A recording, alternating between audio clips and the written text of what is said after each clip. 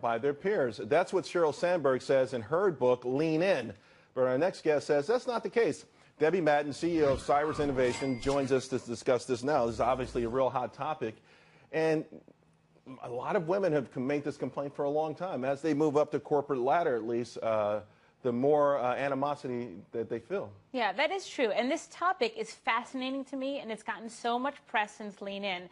And Sheryl Sandberg claims that likability for women is negatively linked with success. But for men, the reverse is true. It's positively linked. And she goes so far as to say that any other claim is actually indefensible. Well, now, are you going to make the indefensible now? I will. I will defend it. And here's why. So much has been going into researching if this is true or not. 3 months ago, Zengler and Folkman did a 360-degree likability study, and they actually found the opposite. They found both men and women take a likability hit as they climb the corporate ladder, but that men actually fare worse. But they go on further and say that the more effective you are as a leader, the more likable you are, whether you're a man or a woman. Yeah, exactly. I mean, what do I care if somebody likes me or not if I'm going to be successful? You know, get behind me, I'm going to lead the way. With this likability nonsense, really, who cares? Who cares if you're likable? I'm tired of women worrying about whether or not they're likable or not if they're successful. Absolutely. Here's the thing. I don't believe that these studies are trying to predict the future. They're trying to raise questions. Right? I'm living this. I'm a female CEO of a tech company. And I do believe and do agree with Sandberg that a true subconscious gender bias does exist. But you know what? That hasn't stopped me.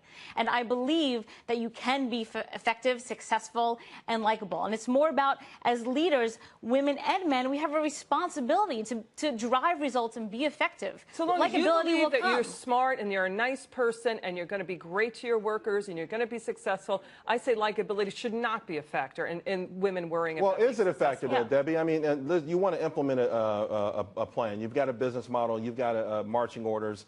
Do your ideas work better when the people that you're giving them to like you, or does that not matter? It absolutely matters. Will people go the extra mile because they like Debbie, the CEO, or are they just there to do their job? And here's the thing. Employees want to like their leaders, right? Whether it's a CEO, a middle manager, or a supervisor.